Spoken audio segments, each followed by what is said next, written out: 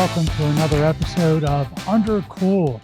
Today, we're really lucky that we've got Chris Gordon, who's the director of the Wilson Student Project Center here at the University of Michigan.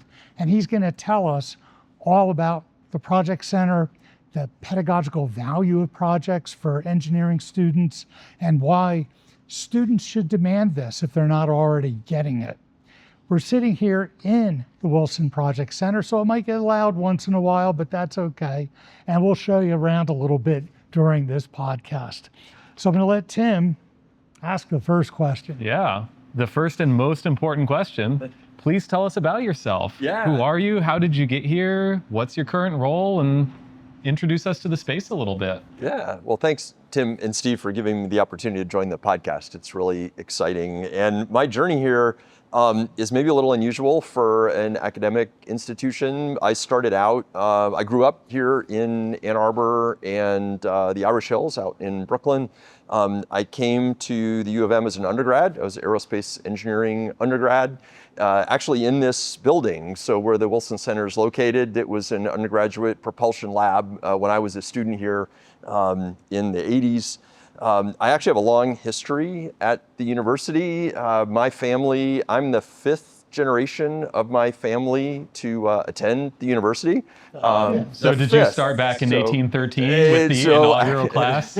Actually, my great-great-grandfather was a philologist and, studied cultures and languages. He was a Greek scholar, and he was a dean of LS&A in the late 1800s.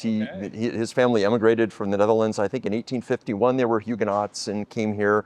So he studied and worked here. My great-grandmother went to education school here. My grandmother and her brother both went to school here. My mother graduated actually when I was in middle school, kind of late in life, got her BGS. And then I came through Aero, and my daughter was the sixth generation. She graduated from the program in International and Comparative Studies. So it's been an amazing journey, but I never really set out with this explicit goal of kind of continuing this legacy. It just kind of worked out that way, and it's an amazing institution. But my career before I came to the Wilson Center, I went to aerospace engineering here as an undergrad on a Navy ROTC scholarship. And so I had set my sights early in my life on being a pilot in the Navy. I grew up around flying. My dad and my grandfather and my uncle were all pilots, and I spent most weekends as a kid out at the Ann Arbor airport. And so I had this real focus on aviation and a career there. And so I went to ROTC, fortunately got selected to be a pilot. And so I flew in the Navy for about 14 years, off aircraft carriers. And then I went sort of on a staff path. I did 2 staff tours in Europe at NATO in Brussels, and then to be US Navy headquarters in Naples, Italy, working with European and African partners. And then I came back here and finished my career at the ROTC unit, kind of where I started out. And when I retired in 2011, the Wilson Center had just finished a significant expansion, thanks to a gift from Vince and Gloria Gogers and their family. So that was the time they were transitioning from a part-time faculty director to they wanted a full-time director to kind of fill up the space and sort of expand the reach of the Wilson Center, and that coincided with my timing. And I convinced the hiring committee, James Holloway was the associate dean at the time who hired me, and I convinced them that you didn't have to be a machinist to run a machine shop. So fortunately, I had a compelling story about my experience helping lead a lot of sort of highly motivated and mission-driven young people, in the military. And I also had an experience as a safety officer where I did, aviation safety programs and mishap investigation. And that was tied in with a lot of experience with risk management. And I think those things came together and got me the nod here. And so I've been here at the Wilson Center since 2011. I can't imagine many jobs that have higher stakes than taking off from the deck of a carrier. So I imagine you are well qualified to handle a little stress. Actually, I don't think taking off is nearly as hard as landing in a storm at night. At night, yes. Yeah. Anybody that tells you they enjoyed landing at the ship at night is lying. It's just all hard work. Yeah. It was a really exciting pathway to get here, but the compelling thing about being here is seeing what our institution trusts our students to do, right? And being given the opportunity to kind of provide this space and the resources for the students to do that. And that's really kind of what the Wilson Center does, the Wilson Student Team Project Center. So it opened originally in 1999. So we celebrated our 25th anniversary last fall. And I mentioned we made a significant expansion around 2011 when I came here to double the size of the space from 10 to about 20,000 square feet. That's fantastic. So what exactly is the Wilson Project Center and what goes on here? Yeah, so the Wilson Center, as I would sort of just alluded to, it's first and foremost kind of this big physical space. And we have, this one large coherent facility, and then we also manage a partner space in our robotics department, a maker space there that's about 3,000 square feet, where we have a few project teams. And it's really primarily a home for these project teams. And when I say project teams, they're primarily student organization-based, competition-based projects. So we think about, the project behind us, the Mars rover team. There's 2 international competitions every year that invite, projects from all over the world who, students who build these vehicles to come and compete against each other. And those are the primary kinds of projects that we support. So right now, we have about 25 of those kinds of project teams that we provide a physical home for. So a good analogy, the Wilson Center is a bit like a dormitory. So we've got, all of these individual rooms that we can assign, to different project teams. We also support other kinds of projects that are co-curricular that might have a closet or a shelf instead of a whole room. But we still want to provide them with support. We partner with our Multidisciplinary Design program, some of our capstone design courses, and a few other projects that are not strictly competition affiliated that maybe have different timelines that we support. So that's really the primary thing when you walk in the Wilson Center is what you see is all of these spaces full of projects. And then we also have, the kitchen of the dorm. So we have, machine shop, a lot of tools and other equipment that we make available for the students along with the training to support their use of that. And I'm careful to say we have a kitchen and not a cafeteria because that's really what we provide is let's teach you how to use these tools to create what you need for your individual projects instead of actually creating those things for the students. And we do have sort of a small cafe, I guess, sort of an approach that we use in robotics with some of the tools there. A lot of the 3D printers, we have those in kind of a queue system because it seemed a lot more feasible to make students accessible to that by essentially taking their designs and turning them into a finished product rather than letting them use the machines themselves. And that's a bit of a challenge. But that's a bit of a unique thing in our environment. Generally, we're sort of the teach the person to fish instead of the fish market. And the other important thing that we are, in addition to that large physical space and the tools and resources for the students, is we're a community. We're a community for the people that work here, for all of the students and the projects and the systems that support them, but also for our campus and all the other people who work with students who make things. Steve, you and I have interacted in some different environments around that. Tim, you and I have worked together supporting the blacksmithing club and a few other project teams. When people are looking for a resource that we don't physically have in the Wilson Center, we like to say that we're a space that we can sort of launch the students out to find on campus or maybe in the wider community the resources that we don't have available for them. And that's a really important part of what we do is kind of curate that wider community that provides that access for students and advocates for it. So you have milling machines, lathes, probably the manual ones. You probably have CNC versions. You have welding shops. You have electronic shops. Just looking around, I see lots of tools, lots of wires. And I even see people doing, fiberglass and carbon fiber layup. The solar car team is down there. That's kind of a special one, I guess, because they probably raise more money than any of the other teams. Is that true? It's the solar car team it's definitely our largest budget project, and a lot of that is purely driven by the materials that they use and the competition they participate in. So, solar cells, batteries, electric motors, inverters, large amounts of carbon fiber. These are really expensive materials, and they travel to Australia every 2 years for an international competition. And that project alone has a pretty big price tag. Can you tell us in round numbers? The solar car team's budget is a couple of $1 million for a project cycle, and they do 2 races as part of their cycle. They design and build a car for the Australia race, which is broadly considered the most competitive race, and then there's an American Solar Challenge that happens on the alternating years, and that race is very challenging because of its length, distance-wise, the duration of the race, and the change in terrain. But the competition of that isn't quite as fierce as it is for the Australia race. So what other kinds of competitions do you?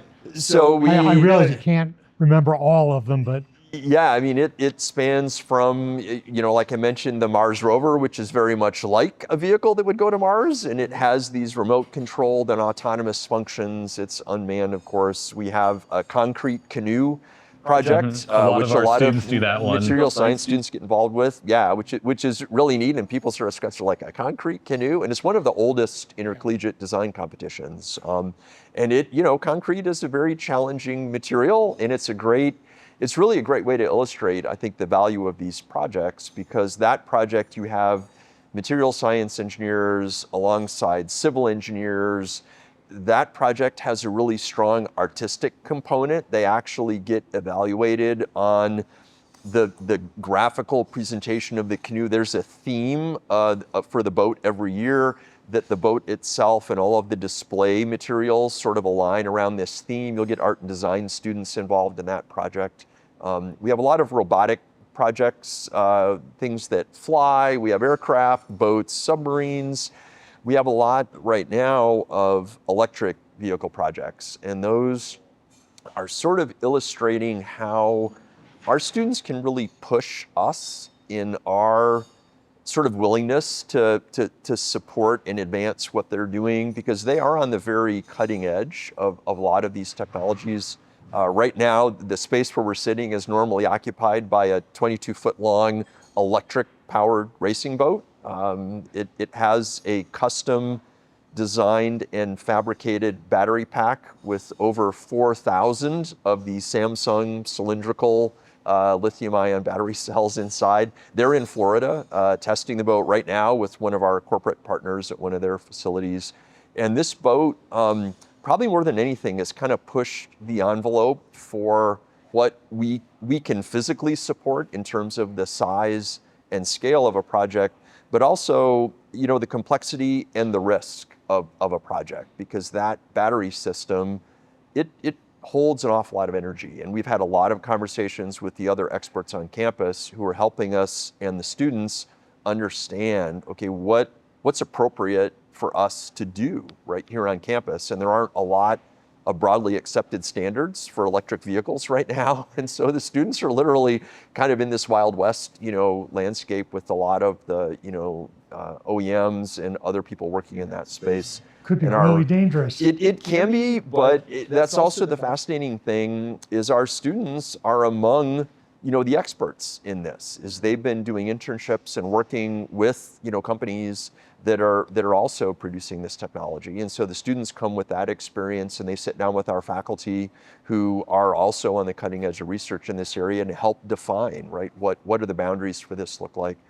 So that's been really exciting to see that project kind of test us in ways that I haven't been tested since I've been here. It's very cool that the students get to work on problems that aren't solved yet, because in so much of their coursework, they're learning to solve solved problems, and this gets them out of that space, and I love it.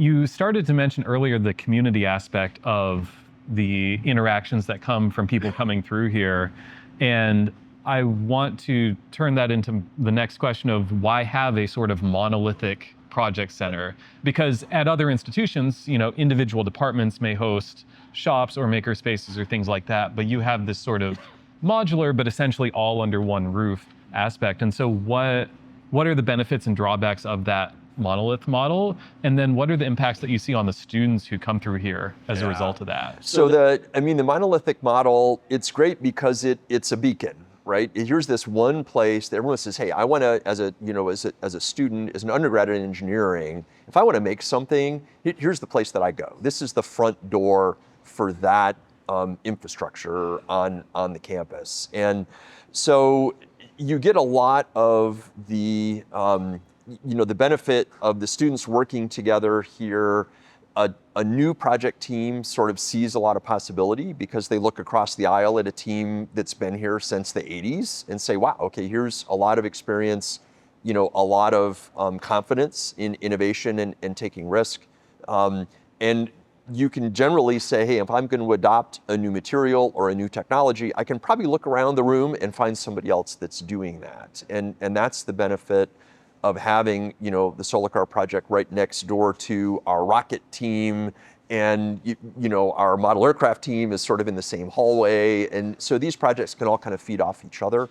I think that's one of the big benefits, is it lowers, I think, the perceived risk that students have of adopting these new technologies or techniques or materials. It's a really good illustration of just the interdisciplinary spirit of Michigan in general. This is really, I think, part of our institutional ethos, is that we try to not be siloed and we try to be very multidisciplinary in our approach to solving problems. And this is a perfect implementation of that principle. Yeah, exactly. And I think that's one of the core, that really goes to the reason, right? Why do we do this? And it allows students to come together to work on projects from this multidisciplinary perspective, right? We still fundamentally have a department-based, sort of a siloed structure, right? You have these traditional roles for different flavors of engineers. Our robotics department is kind of breaking that mold a bit, and the Wilson Center, we're really proud to be part of that, because I think our philosophy and the way robotics was created fits together really well. But that's one really big value, is, hey, you get all these students from different disciplines working together. The other core value I kind of alluded to a minute ago is this idea of exposing students to risk, because we're in this, essentially, it's not unconstrained, but it's a less constrained environment. They're given a set of requirements from a competition and said, here's what your project needs to demonstrate. Here are the deliverables that we're asking you to, and here's sort of the parameters that you need to work within, and go forth and see what you can do. And so the students are able to, in a way I think a lot of our students have never really experienced in their previous academic life. They can take a lot of risk, and they can fail. And that, to me, is what I'm really proud of, is that we have, an institution that embraces the risk, and that we have a culture that says, yeah, we value the experience of these projects over the accomplishment of the project, right? It's not about the trophy, what the students bring home. It's important to recognize and celebrate that, but it's also important to recognize and celebrate when things didn't go as planned, because that's engineering, right? And so for us, that really, I think, is the most important thing that we offer, is a space where the students aren't getting a grade for what happens at the end based on did you succeed or fail. It's all based on what did you learn. And so that's really... So right now, students get no credit for this in most departments. Not structurally, that's correct. So we do have, so a good example, I mentioned before, we have capstone design projects that are often embedded within these teams. Like our Baja team, their four-wheel drive system was an ME450, capstone project for some of the students. Last academic year, about 10% of our students on these project teams were getting credit through our multidisciplinary design program, which is a framework that we have for students to get credit for project-based work, either internally to the university or with external corporate partners. And we do a lot of work with the faculty director for that program, who's one of our professors of practice, a retired engineer from GM. He's our Chuck and Ann Hutchins professor of practice. So Harvey Bell is his name, who works really directly with a lot of the students and brings that corporate kind of engineering requirements driven approach to a lot of the work. That's for the MDP projects. For MVP, Are there faculty advisors for like the Mars rover and the solar car? there are, and so those faculty advisors come from all of the different departments across the college. Harvey is actually a faculty advisor of record for some of the project teams as well, and sometimes they'll have a co-advising relationship. Faculty advisors have different levels of engagement. Some of them bring their discipline-specific knowledge and are very heavily engaged with the teams. And others sort of play this, backseat role and say, if you need something from me, come and find me. Otherwise, you can find me in my research lab, and you all go do what you do and let me know how I can support you. But I guess there's also a lot of corporate memory comes because you have second year, third year, and fourth year students on teams, and as some cycle off, the other ones kind of know what's going on and help train the younger ones. Is that embedded in most of these teams? It is, and that's one of the things they struggle with, right? Is this, how do we teach? They have to devote a fair amount of their bandwidth to sort of teaching the new members some of these skills and processes that either they won't get, for 2 or 3 years in the curriculum, or they won't really see at all, right? As some of these unique, experiences. So that's a load, on the students to do this training, but it's an important thing for them to develop the skill to do that. And but that, Steve, is really one of the other real powerful benefits to this experience is, it gives the students these sort of less structured problems. It lets them, experience risk in real ways, and it also lets them do it over a multi-year experience. And most of the students will join a project team in their first year, and they'll stay on the team for their, entire undergrad experience. And so it gives them that iteration that you just can't effectively get in the curriculum. And so it's essentially a 4-year-long, capstone project for a lot of these students. And they evolve in their knowledge and also in their positions on the team. So I'll tell a lot of our corporate sponsors who come to visit, it's sort of like an engineering career squashed into a 4-year undergrad experience, because they start out, hey, here's a very specific defined role within this team. And as you move your way up in the structure, you become a sub-team leader responsible for other people and this educational component.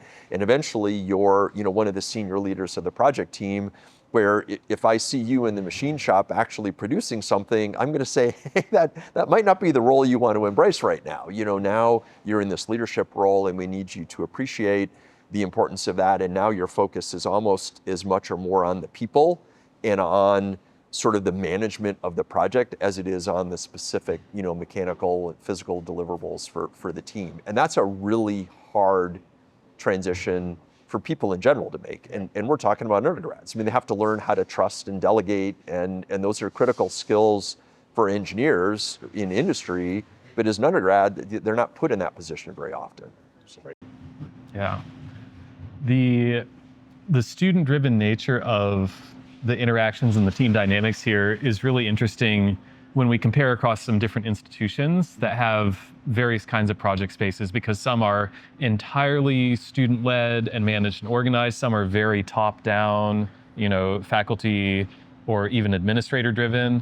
And it seems like the model here is sort of a hybrid of both, where within the teams, the students have a lot of agency to determine how the team runs, but within the Wilson Center itself, the Wilson Center is not managed by students. Yes, yeah, that's correct. And it's fascinating because when we go, there are a couple of academic conferences essentially for student academic makerspaces, and you can see in the room, right? Here's how the different philosophies kind of migrate to the different corners, and there's a lot of it is driven by the institution. And when people ask, hey, what's your secret sauce? I'll say, hey, the recipe is really strongly influenced by your institution and the risk tolerance and the relationship that you have with your campus environment, health and safety department, or whatever the equivalent is there. We have a really strong relationship with our EHS department here. I view them as a partner that probably comes from my aviation safety background, where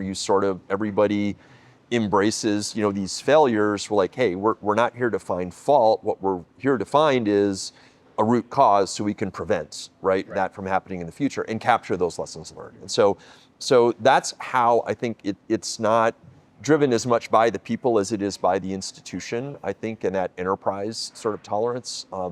But you're exactly right. And that's one of the things we pride ourselves in, is giving the student organizations here, whether they're ones part of the Wilson Center or there are sort of non-project based organizations, you give them a lot of autonomy, right? To sort of manage themselves, to define their own course. We're there to provide that support. One of my closest partnerships on campus, besides EHS, is with our student affairs division. So there's an office there that is exclusively designed to support all of our student organizations. And so that group and I meet every week. We're sort of, we're sharing notes, say, what's the boat team up to this week? And, where are you seeing conflicts? And so we work really closely together to help enable that. And we each have sort of the lanes that we operate in, but there's a lot of overlap in making sure these organizations are successful, because it's about the people and about the access to the resources internally and off the campus that are really important for their success. How many students are involved in the Wilson Center every year? So we have so last academic year we had about 1,600 students that had completed the training that we require for students to get M-Card access to the facility. So that's like 20% of the engineering school. It's a right? it's That's a big group. It's about amazing. 90% engineering undergrads, Yeah. and the other 10%, grad students, other schools and colleges. But yeah, so it's about And as great as that is, wouldn't it be better if you could triple that? well, it would be great, right? To be able to have a larger population. And I think aspirationally, as a College of Engineering, we would like all of our students to have an experience like this, right? Right, an experience where it's safe to fail forward, where they will learn to be professionals and not just students. And also just to have the fun of getting their hands dirty. There's still something very real about that tactile experience of building something that doesn't translate to a lot of classroom experiences. Yeah, and that's the funny thing. I just had a conversation the other day with our manager here about the project that we use for students who come in to get that access. We have different projects at the Wilson Center and at the robotics makerspace, but the project here is a little aluminum pencil holder. So, the students, we do some online modules in Canvas, and they come into the shop with a plan in how to use the different tools to produce this thing. We give them a little toolkit and the raw materials, and they have to go use, a metal brake, a shear, a punch, a drill press. They have to tap a hole and measure. And measure, right? And so we give them a CAD model, and I keep coming back in my mind like, hey, is this project really relevant? It's a metalworking project. And when you look at the variety of projects and the students who come in the door, does a computer science student really get to embrace the value of this project? And we don't require everybody that comes in to use the Wilson Center to complete this project, but obviously a huge proportion of the students do. And the value in it, I think, for an engineer is they learn that, hey, I start with this perfect CAD model, and turning that into something real, that just using a bandsaw, getting the cut exactly where you measure, like how wide is that line on the Sharpie? And how do I get this? And, drilling and tapping a hole, you're like, at 1 out of 10 times, the tap breaks. It just happens, And so, going to the break and putting a 90-degree bend in a piece of aluminum, the uncertainty in that, for students to really appreciate that as an engineer, you're like, yeah, you can come up with this perfect design and you can model it all day long in CAD, and in 1 hour in the shop, you can walk away just with so much frustration. And so for us, that's really, kind of circling back to this building community piece, that's one of the really challenging things here, is to make sure that everybody comes through the door that has an aspiration to be part of one of these projects, doesn't view the environment as a barrier, because so many students didn't grow up doing this. I did, tinkering with cars and airplanes and all these other things, but so many students, they don't have that experience, but they still want these kinds of experiences, because this is a showcase thing that we show to every student who comes to campus. you walk by the Wilson Center, you come through, take a look at these projects. This can be part of your experience. So to make sure every student that comes through the door sees that pathway. And our front door, literally the first thing you see when you walk in is our two big Haas, CNC machine tools. And so that can be a super intimidating, oh, they just want to turn around and walk away, kind of an environment. So that's really all about kind of empowering our student staff, who are really the front door to the community, right? And making sure they understand that, hey, your role here is to help people be comfortable in the space and to provide, the support for them in doing this project or in engaging with the resources we have kind of where they're at. And that's the value of sort of not over curating the experience, is kind of let it meet the students where they are and staffing to do that. So can you talk a little bit about the impact of this experience on the actual students? Does this help them get jobs? Does it help them get better jobs? Does it allow some of them to start their own companies? What happens to the students who go through this that you've seen? And I don't know if you've studied this, but even anecdotally. Yeah, and it's all of those things, obviously, Steve. So we know that a lot of the internship and job experiences that students get are strongly influenced by their participation on a project team. We hear that from the students, and we hear that from the corporate sponsors, right? They'll every chance they get, they say, hey, yeah, if we get, we're looking at 2 applicants, and we've got, a 4.0 student, and then we've got, a 3-point-something student that's got one of these student team experiences. We're usually going to take that, resume first. And if it's that kind of a role, they look at that and say, yeah, that there's value as an engineer in breaking stuff, in getting your hands dirty and applying what you learn in these kinds of environments. And it's reinforced, by the alumni that go out and they come back and they say, hey, I'm here for the career fair. I want to come to the Wilson Center and collect resumes, right? This is where I want to be. We do have students that have gone to found, companies. So a lot of entrepreneurs that started their journey here, and they're very generous in coming back and sharing, some of their experience and the hard knocks they continued to see after they left. But you're successful when your alums come and give you money, or help a team by giving a team money. And Yes. I imagine that's already happened in a short time. It's happening a bit, and it's the interesting space that we're in. I think in my mind, we're 25 years old. I mean, we're very mature.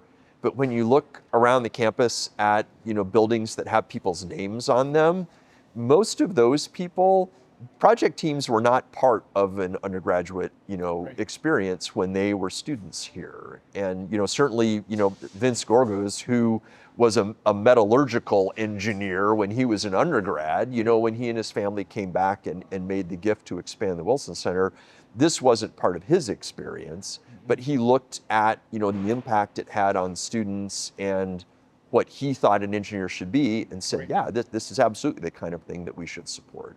That's great. With the connection to alumni coming back and wanting to interact with the current students, also maybe chip in a little bit financially, I'm thinking about the audience who might be at other institutions and saying, okay, what if we want to expand or develop our program, get our makerspaces more robust, but also more well-funded, honestly. How do you do some of that community engagement and, interacting with corporate sponsors? How does that side of the ecosystem work? Here at the university, we're really fortunate because the auto industry is right next door. And so those kinds of industries can directly see the experience the students have here translated into their workplace, right? So that, I think, in a lot of ways makes it easy for us, because the automotive industry and all of the suppliers associated with that influence is really strong. But the other thing that helps us is we partner, right, with all of the other sort of institutions on campus that promote those external engagements. And so we work really closely with our sort of the college corporate relations world, but our students are part of all the academic departments on campus, and every one of those departments they're doing the same thing. They're telling the story about the experiences of their students. They're amplifying those messages within their networks and with the way they advertise and talk about, what value they provide and what, a donor could do to help influence that. So we leverage that pretty heavily. We don't have our own communications and marketing team. We use all these other pathways, right, to sort of talk about what we do. But for other institutions, I think it really starts at that level of, okay, well, think about, your alumni, where are they, and how can you help them see what students with these experiences do when they get into their environment. I mean, it's telling that story, and the students tell the story the best, right? You just need to give them a platform and sort of the professional packaging, to do it in a really compelling way. But their narratives are, you can't beat those, right? You can't write anything better than the way they talk about the experiences themselves. So you got to give them that platform. I think it's important also to remember that we haven't mentioned this yet, but all of our engineering students, as first-year students, take Engine 100. And that's not even this project center. They don't do that here. They do that elsewhere. Yes. But this is in addition to that massive undertaking of giving every single student an opportunity to do design, build, test, and repeat. Tim teaches one of those. Yep. But that's a totally different endeavor, because I've been to some schools where they'll show you this space and say, this is where we do our freshman, engineering course. This is where we do our projects teams. And this is where we also do our capstone design. But this is very special. This is specialized. You said it does some capstone design, but it's really focused on all of these teams. And this whole facility is kind of separate from those other two endeavors. Yeah, and I think there would be a lot of value in, sort of co-locating them. And that's something that, when we worked with robotics on the space there and sort of designing that, one of the things that we really focused on initially was saying, hey, we shouldn't be duplicating a lot of these sort of high costs, relatively low utilization resources. We just open the door and say, hey, we've got, a CNC machine tools here. We don't need those there. If a student needs that capability, bring it down here. Let's put something there we don't have. Let's, get a fiber laser and a CO2 laser, and let's get a small water jet, and let's concentrate 3D printing resources there in the various different modes. And so that's one of those values of viewing the role of one of these spaces as not just the resource provider, but as this sort of on-ramp to those resources around the campus. And so you can advocate for the sharing or the distribution of these resources to make it more broadly available. And space is the thing we all struggle with. And so, you'd love to have, one or two of everything in your shop, but maybe it's better to move one or two of them up the hill and make sure the students know what the pathway there looks like, to kind of promote that. So I was on a committee that Dave Bunsen, one of our former deans, put together back when he thought he was going to get a building over in the parking lot that's not there. But it was the shop committee. Remember that? I do. Yeah. And one of the things we realized was we have lots of little shops in different departments, and we still have those in a large way. But it seemed like one of the biggest barriers was training, because everyone to use a new shop had to go through their process of training, and there were so many redundancies. If we could just agree on one system of training, it would allow the utilization of all of these facilities. But that would kind of mean putting it all under one person's direction. And that's it. They never got the building. It all fizzled. Hopefully some of those things we learned, because you were involved with that, and hopefully that's been incorporated with some of the things with the robotics. Well, and that was really how the relationship with robotics started, was sort of when they realized we're going to have this building and we're going to create a department and we want to have a makerspace here. I knew, the managing director there, who was sort of, talking, and said, well, would you help us with the design? Like, here's the space we have. How should we lay this out?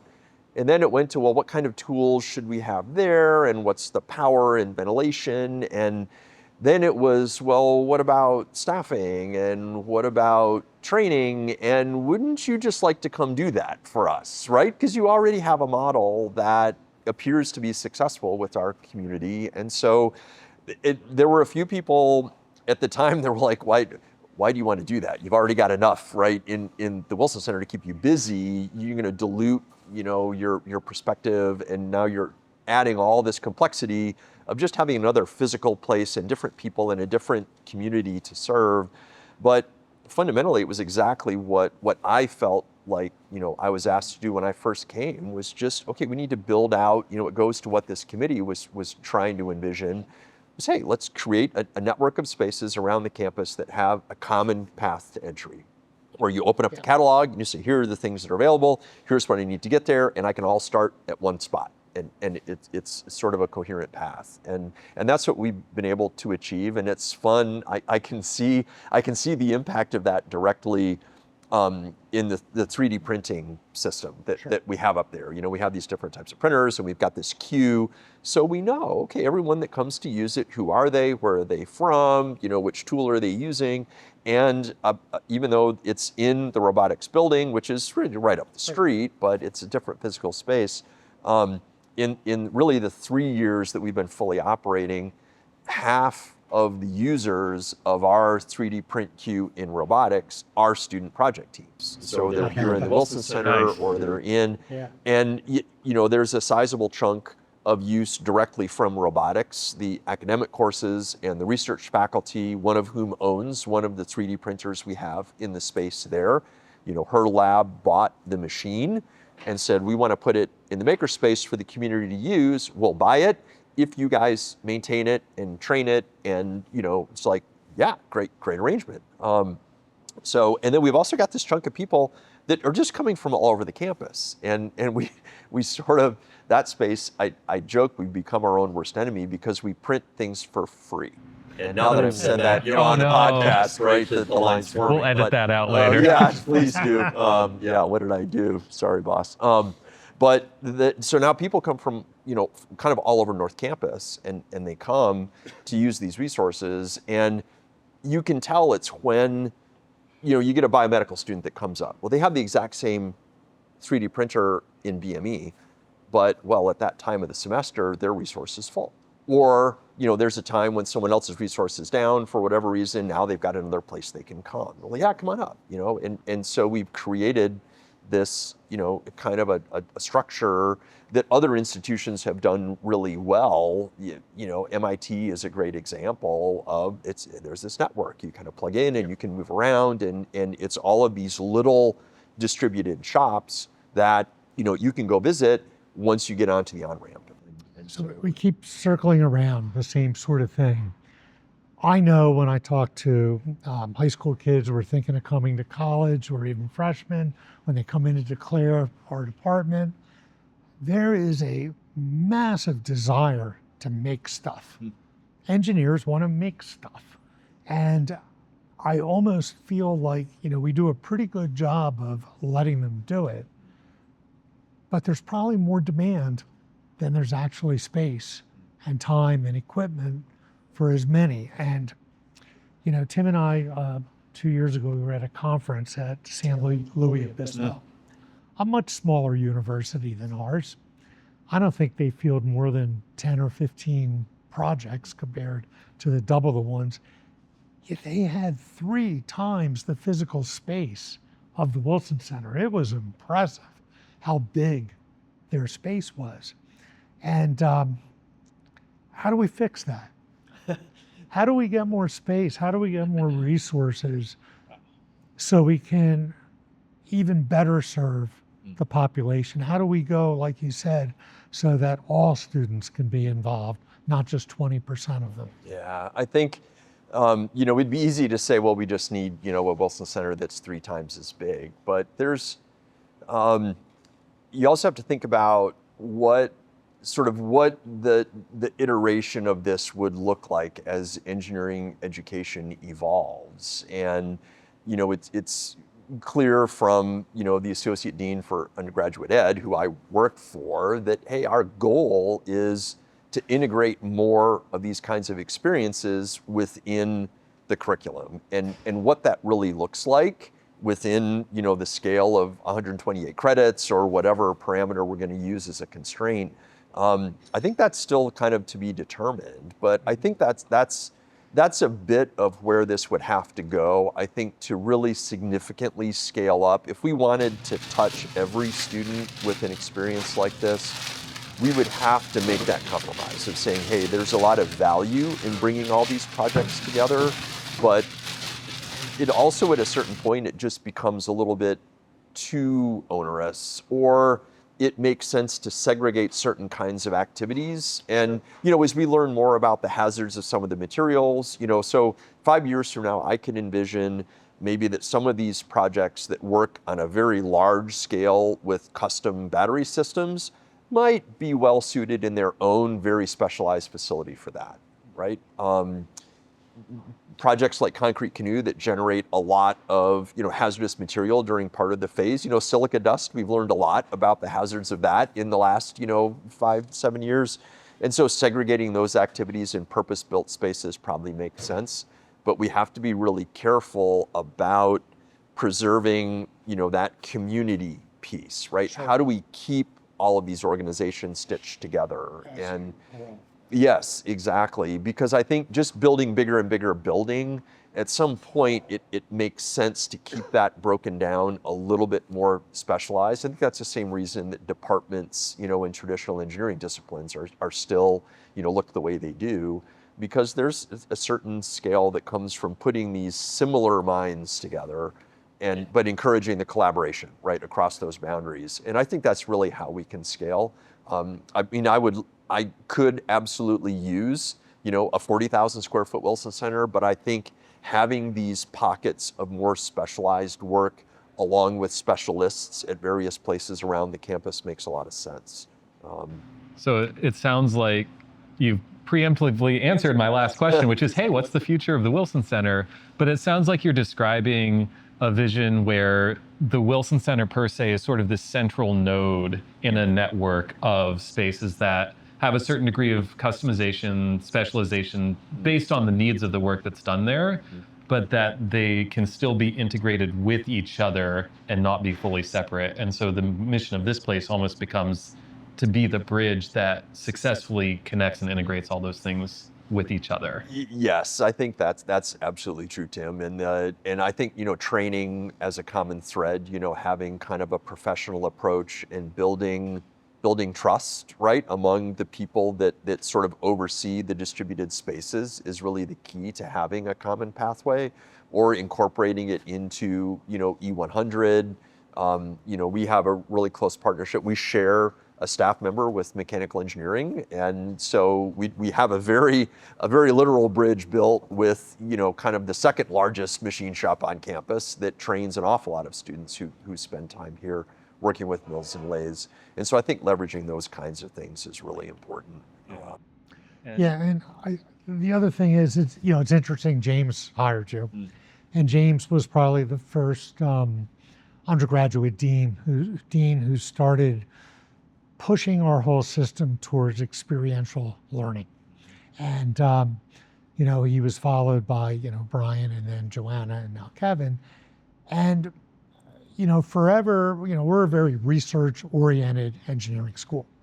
And so most of our departments have a course where you get department credit for doing research in the department. And that is another kind of experiential learning that has tremendous value. But so does this.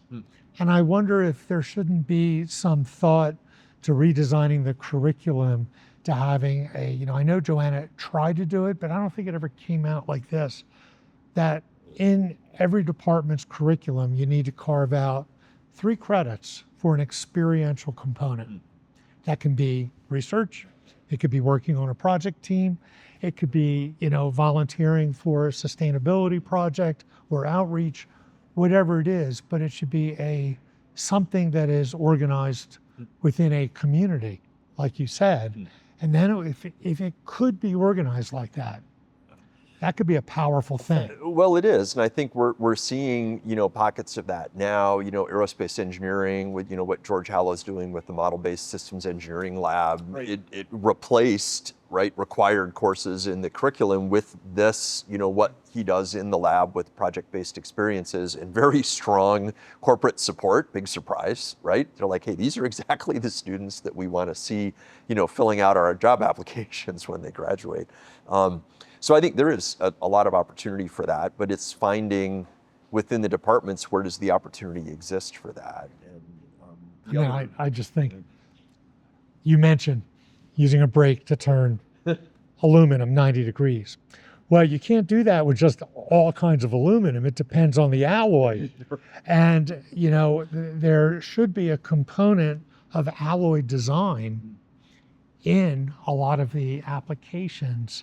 And that's hard to do, but Tim here teaches alloy design in our undergraduate lab using the computer to model it. And then we have a foundry, and so the students go and make it and test it. Doesn't usually work the first time, but that's okay.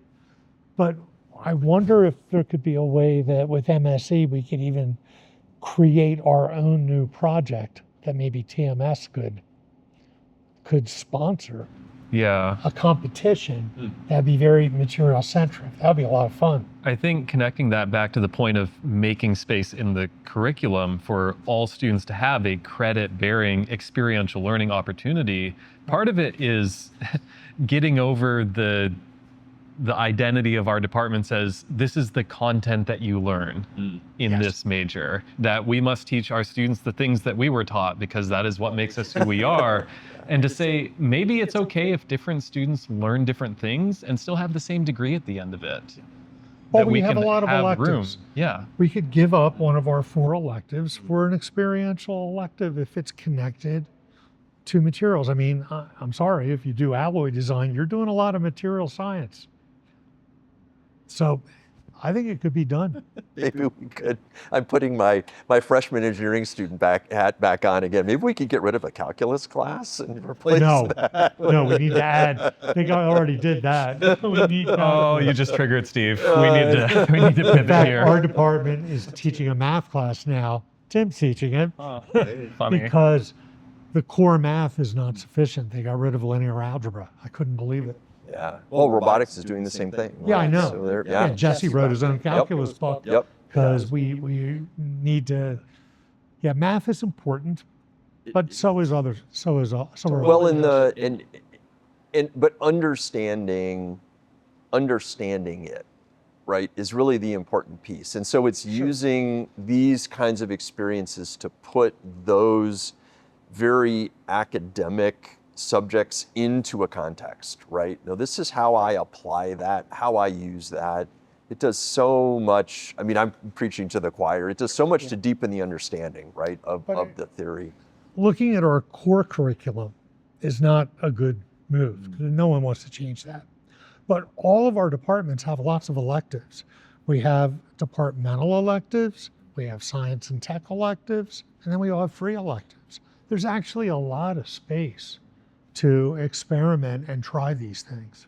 Well, and like I mentioned, I mean, I see tremendous opportunity as a capstone with what the students here are doing. There's so many parallels.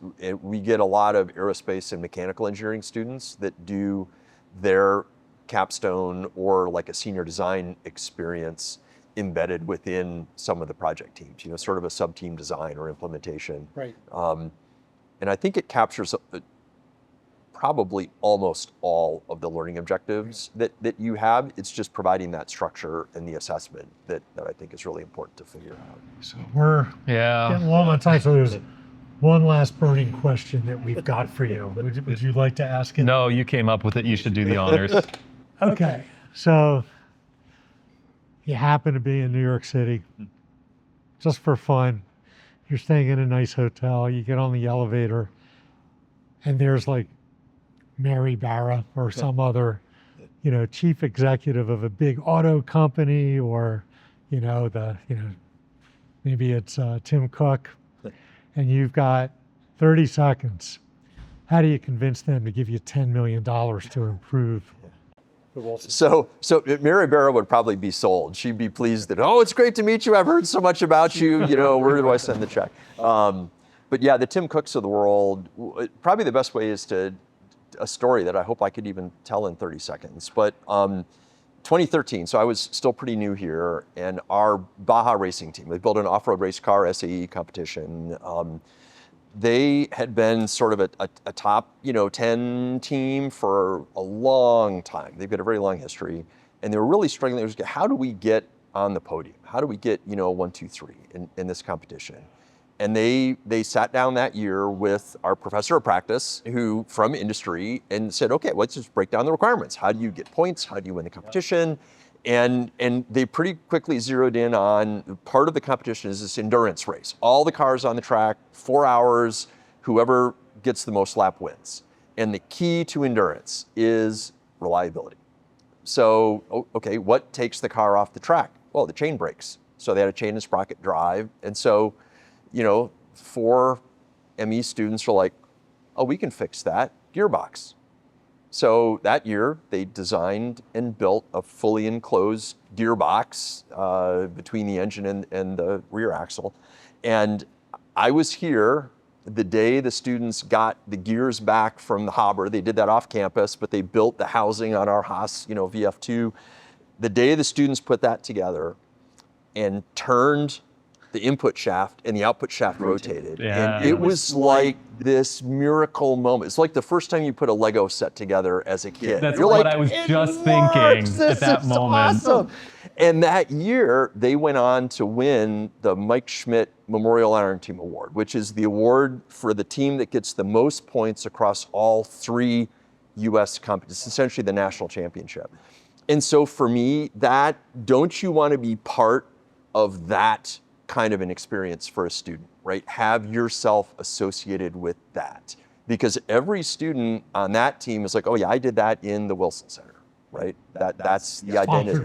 Sponsored by Walter E. Wilson, ME 1933. Yeah, so yes, that's exactly the kind of story I would tell. That's fantastic. It's a great story. So I presume you're going to send us good links to put in the show notes. I would love to do that. There's a nice story. We got a great story about the 25th anniversary with a lot of snippets from students about their experiences. And there's also a great story that our communications and marketing group did about last year's Baja team that had a lot of struggles and really captured that the experience is not about bringing home the Mike Schmidt Award. It's also about years that didn't work out and understanding why that happened. So.